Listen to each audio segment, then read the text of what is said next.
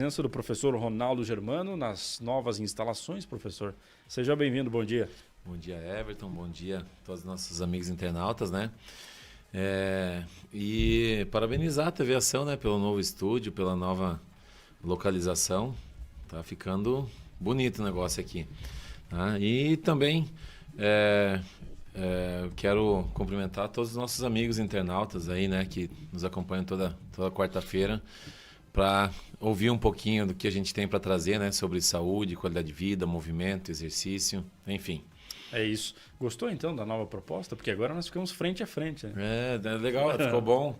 Eu acho que a iluminação tá tudo top, tudo melhor. Acho que ficou melhor do que... Eu também achei melhor assim. Mas a gente está organizando se ajustando tudo. ainda, mas faz parte. É assim que funciona.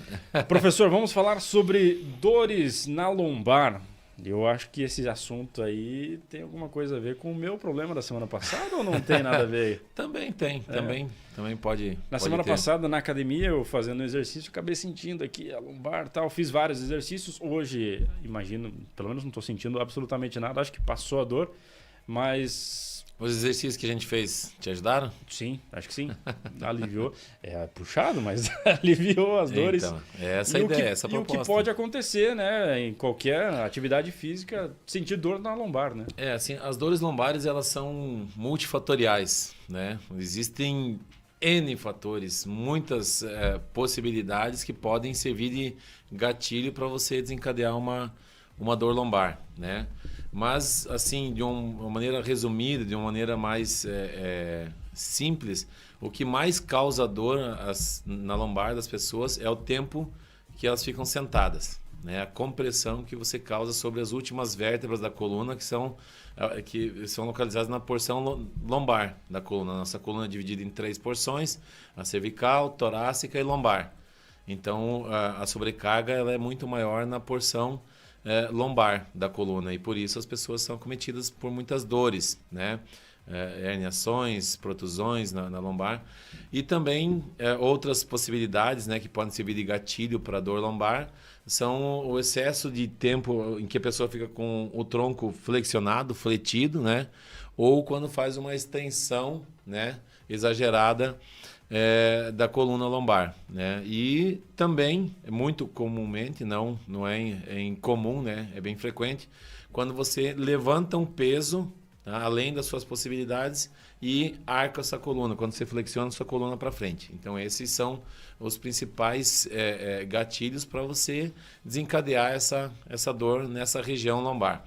E aí a gente trouxe alguns exercícios hoje, quem está acompanhando a gente pelo YouTube, né, e pelo Facebook da Ação TV vai poder acompanhar a gente, né, que ilustram muito bem algumas atitudes, algumas ações que a gente pode estar adotando, né, exercícios que a gente pode estar realizando para minimizar essas dores, né, ou com o passar do tempo, né, o objetivo seria eliminar essas dores lombares, né.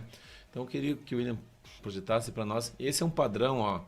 A linha verde é como a coluna deveria permanecer nesse exercício, totalmente estendida. E a linha vermelha foi feita agora recém, então não está 100%, mas é o que acontece com a maioria das pessoas. Elas não conseguem estender o quadril, não conseguem alinhar o quadril numa linha imaginária que ligaria o ombro ao joelho. Então esse desalinhamento, essa flexão do quadril acaba sobrecarregando as vértebras da região lombar da coluna. Então isso é o principal gatilho de dor, né? E pode passar o próximo, William. E aí o exercício que eu executo, a forma correta, a extensão, como o quadril precisa ficar bem estendido, né? Volta lá no exercício anterior. Olha só, tem uma flexão do quadril, o quadril fica dobrado, não fica totalmente estendido. Então esse é um dos principais mecanismos que causa dor. E aqui esse exemplo demonstra bem a incapacidade de uma pessoa que tem dor na lombar ou tem alguma lesão na lombar, tem de fazer essa extensão completa do quadril, porque o quadril deveria estar no alinhamento perfeito, né, entre o joelho e o ombro, numa linha reta, né, alinhado com essas duas articulações. Tanto quando você passa demais o quadril para frente dessa linha, você tem uma compensação, ou seria a hiperlordose, quando você tem a flexão exagerada do tronco. E aí os exercícios principais que a gente utiliza na nossa rotina de recuperação lombar, né? Seriam exercícios de mobilidade para o quadril, porque essa dor lombar ela pode se dar também devido à falta de mobilidade nos ombros, na região torácica, né? E também na região do quadril. Então, quando essas articulações não funcionam bem, quem paga o pato é a coluna. Tá? Então, aí é um exercício. Aí é um outro exercício também de mobilidade que a gente pode estar fazendo, que serve de alongamento para toda a cadeia muscular posterior das pernas e também das costas. Então, nesse exercício, a gente força o peito contra a ponta do pé e busca alongar toda a musculatura posterior do tronco, que é a musculatura, quando você fica muito tempo sentado, é uma musculatura que atrofia, que enfraquece, e é uma musculatura atrofiada, enfraquecida, encurtada, tá? Vai acabar, inevitavelmente, acarretando em dores e depois em lesões. Mais um exercício de mobilidade para o quadril, né? Então, esse é um exercício muito bacana que a gente utiliza muito, onde a gente procura afastar o máximo possível os joelhos e você faz o rolamento do quadril para trás, né? Visando aumentar o espaço na articulação do quadril, tá? Inclusive para exercícios depois serve como educativo para o agachamento, porque se você for ver o que está fazendo, um agachamento, certo? Só que numa posição diferente em relação à força da gravidade. E ele ajuda muito, muito mesmo a aumentar a mobilidade do quadril. Você melhora a mobilidade do quadril, você exige menos da coluna, certo? Você melhora a mobilidade da região torácica da coluna, você diminui também a exigência sobre a lombar. Pode passar. Nesse exercício, a posição da cabeça influencia? Influencia. O ideal seria que ela ficasse alinhada com o restante do tronco. Que nem para cima nem para baixo. Nem para cima nem para baixo. É uma posição mais neutra. Tá? Entendi. Obviamente que as pessoas têm vícios de postura que, com o passar dos anos, vão sendo cada vez mais difíceis de serem corrigidos, né? Então, a gente tenta ganhar o máximo possível de mobilidade, de amplitude, para minimizar essas consequências na lombar. Aqui um outro exercício de mobilidade torácica, para fazer com que o indivíduo aumente a extensão da coluna torácica, porque a porção torácica da coluna vertebral ela é uma região que permite mais mobilidade, tanto na extensão, quanto na flexão, quanto na rotação. Então ela tem mais versatilidade em relação à mobilidade. Já a coluna lombar é uma região da coluna que não permite muita mobilidade. Ela é uma região que precisa ficar mais quietinha, precisa ficar mais estável. Então esse exercício com a extensão da coluna torácica também é um bom exercício para melhorar a função da região torácica e, por consequência disso, diminuir a exigência sobre a coluna lombar. Mas esse exercício me parece bem gostoso também, porque dá uma sensação de alívio. Alivia, com certeza, porque imagina, você fica 8, 10 horas durante pressuriza ali o dia com o tronco flexionado para frente, certo? Então isso acaba criando uma certa pressão, uma rigidez, tensão muscular, e quando você desfaz essa tensão através de um alongamento, através de um exercício de mobilidade, você se sente muito mais relaxado, tá? E aí a gente entra em alguns exercícios de fortalecimento. Esse é um dos principais exercícios de fortalecimento que a gente utiliza. Pode ser feito com os pés no chão também. Aí a gente está já num nível um pouquinho mais avançado. Olha como esse aluno consegue estender o quadril até a linha imaginária que ligaria o joelho ao ombro. Esse aluno é o Armachuski. É o Armachuski. E ele tem cirurgia na coluna já. Ele já teve que passar por um procedimento cirúrgico para correção de 2 ou 3 hérnias na coluna. E quando ele retornou ao treino com a gente, ele estava com queixas de dores na coluna novamente, né? Então, antes dele fazer a viagem dele, a excursão dele lá para o Alasca, ele passou por 3 meses, né, de um trabalho bem criterioso, bem rígido de fortalecimento. E esse é um dos exercícios que fazem parte da rotina, precisam fazer parte da rotina de quem tem dores nas costas. Lógico que nem eu falei, esse é um exercício já de um nível intermediário para avançado. O ideal seria começar com os pés no chão e tentar fazer a extensão do quadril, né? Elevando o quadril até o limite. Esse é o próximo exercício, é um outro exercício bem bacana também, que ele ativa a musculatura eretora da espinha. Tá? Então, todos os músculos que dão suporte à coluna vertebral, tá? Eles são ativados nesse exercício. E quando você estende um braço de um lado e a perna do outro lado, você tem o acionamento de uma cadeia cruzada, né? Que o nosso corpo funciona através das cadeias cruzadas. Então, o teu sistema nervoso entende que esse é um padrão natural de movimento, tá? E quando você transfere isso para marcha, para corrida, você sente muito menos fadiga, muito menos esforço, tá? E muito menos impacto também sobre a região da porção lombar da coluna. Esse é um exercício que é muito recomendado por todos os especialistas em dor lombar. Tá? A gente chama esse exercício de perdigueiro, né? A prancha lateral, tá? Que também é um exercício de fortalecimento do core. Tá? E é uma prancha lateral numa versão mais curta, onde você tem os dois joelhos dobrados, mas poderia perfeitamente ser feito. Acho que o próximo exercício, William, passa o próximo, com as duas pernas estendidas. É um exercício que visa o fortalecimento da musculatura lateral do abdômen. Então, quando você tem dores lombares, o ideal seria você fortalecer todo esse cinturão muscular que te dá suporte para a coluna lombar, que está ao redor da coluna lombar. Tá? Na sua parte anterior, nos flancos, né? nas paredes laterais do abdômen, a parede posterior, o exercício anterior que a gente mostrou, né, de estender o braço e a perna, ativando a musculatura eretora da espinha, e também do assoalho pélvico. Então você fortalece todo esse conjunto de músculos que está ao redor da coluna, que vão ajudar a dar sustentação a essa coluna lombar que está problemática, está com dor, está muitas vezes com hérnias, né, de disco, com protusões discais. Então, quando você faz esses exercícios, pratica esses exercícios, você fortalece a musculatura, você exige menos da tua coluna. Consequentemente, a dor também diminui, né?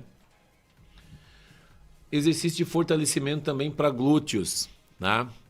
Quem é bunda mole, quem tem glúteos fracos, tá? Vai ter dor nas costas. Certo? Então, quando você tem glúteos bem fortalecidos, e esse é o melhor exercício para quem tem dor nas costas, o melhor exercício de fortalecimento para quem tem dor nas costas, visando o fortalecimento de glúteos. Tá? Porque quando o glúteo ganha em força, ganha em tônus, você exige menos compensação também da coluna lombar, tá? Da musculatura que ajuda a estabilizar a coluna. Pense o seguinte, você está com o peso do teu tronco, a cabeça, braços e o tronco pesando sobre o teu quadril.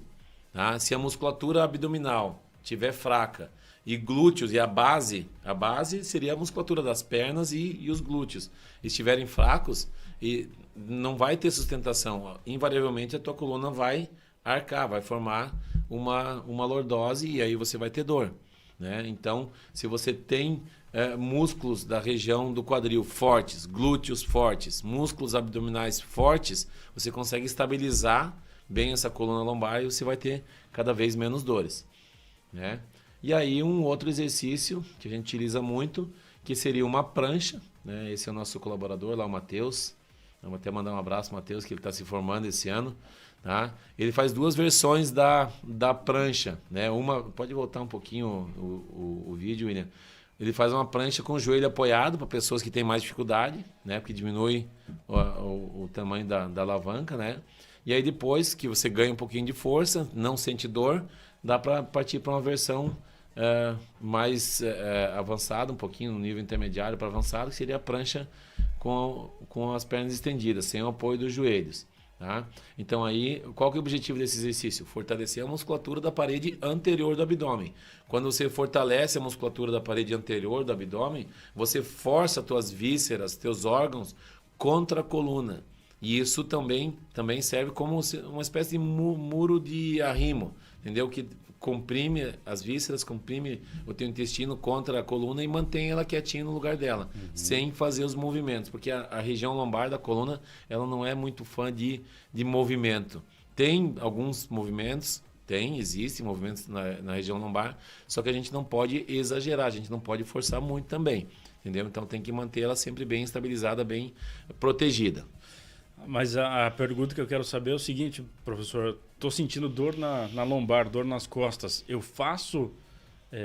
vou para a academia para fazer esse esse treinamento ou é preferível que eu fique em casa relaxando e descansando? É preferível que você faça movimento. Movimento. Movimento. Inclusive, quem tem dores nas costas precisa caminhar. Parece que dói mais quando você fica em pausa, né? Em Quando repouso, você fica parado, quando você fica sentado, é a pior posição para quem tem dores nas costas, é ficar sentado. As pessoas falam assim, mas quando eu fico sentado, a minha dor diminui. Diminui momentaneamente, mas o efeito crônico do tempo sentado, tá? É aumento da protusão do disco vertebral, é aumento da hérnia, da gravidade da hérnia, é aumento da dor, certo? Então, no longo prazo, você vai ter resultados piores se você ficar mais tempo sentado. Então, você precisa ficar em pé, você precisa colocar o teu corpo em movimento, você precisa resgatar mobilidade do tórax, da região torácica da coluna, precisa resgatar a mobilidade do quadril, certo? E junto com isso fortalecer muito bem a musculatura que dá suporte para essa região, que circunda essa região da coluna, que seria a região lombar. E o remédio só em últimos casos? Assim, como eu falei, a dor lombar ela é multifatorial. Existem alguns casos que você precisa fazer o tratamento fisioterápico, tá? Inclusive tem algumas clínicas que dispõem de um aparelho, de uma maca que faz a tração, Sim. que, entre aspas, eu vou usar um linguajar nosso aqui do sul, que espicha, que alonga a coluna, que descomprime a coluna. E isso dá uma sensação de alívio muito boa também. Tá? Massagem ajuda, tá? Também. Então são várias situações, vários procedimentos que podem ser adotados e que podem ajudar a amenizar a dor e com a repetição desses estímulos, a intenção é que essa dor seja cessada, que ela termine, certo? O que não dá para fazer é ficar sentado ou ficar deitado o dia todo achando que a tua dor vai passar só de ficar sentado, ficar deitado o dia todo. Ou só o remédio, né? O remédio ele é um paliativo. Então, ou só o remédio. O remédio ele ajuda a aliviar a sensação, a percepção da dor, mas quando passa o efeito do remédio, a dor volta. Então é um paliativo. Então você está tratando só o sintoma, não está tratando a causa. O ideal seria você tratar a causa do problema, certo? É isso aí. Mais alguma informação, professor? Não, seria isso mesmo. Assim, sempre são temas que eu procuro abordar aqui, temas de bastante utilidade prática no dia a dia, trazendo exemplos, né? Temas que você se depara todos os dias quase. São coisas que são corriqueiras, que no nosso cotidiano a gente presencia, né? A todo momento, né? Então a gente... E é uma coisa assim, a dor lombar, ela atinge, tem estatísticas que apontam para um dado bem alarmante, que atinge mais de 90% da população. Em algum momento da vida, mais de 90% da população já terá, né, ou tem dores lombares, né?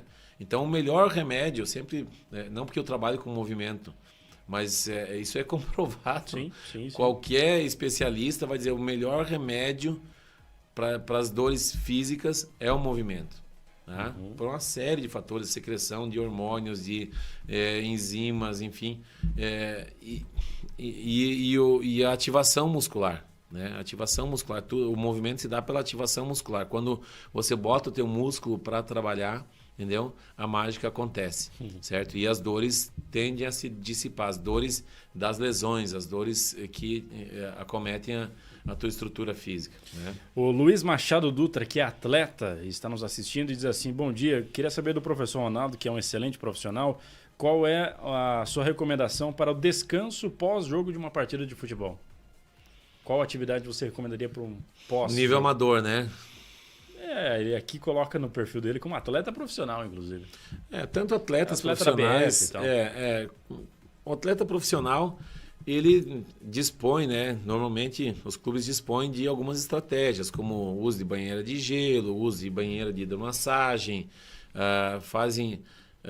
clubes de elite fazem um rastreio completo no pós-jogo, com coleta de amostra sanguínea, tira um raio-x, só falta virar o jogador do avesso, Sim. né? E para elaborar a melhor estratégia, se é uma fadiga mais nível muscular, se é uma fadiga metabólica, enfim. Mas de um modo geral, a nossa realidade. a hidratação, né? A hidratação.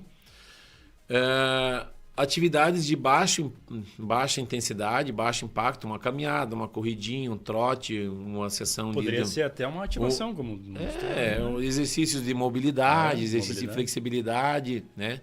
Exercícios de baixa intensidade, que não vão te exigir tanto, certo? Da parte muscular, metabólica, enfim.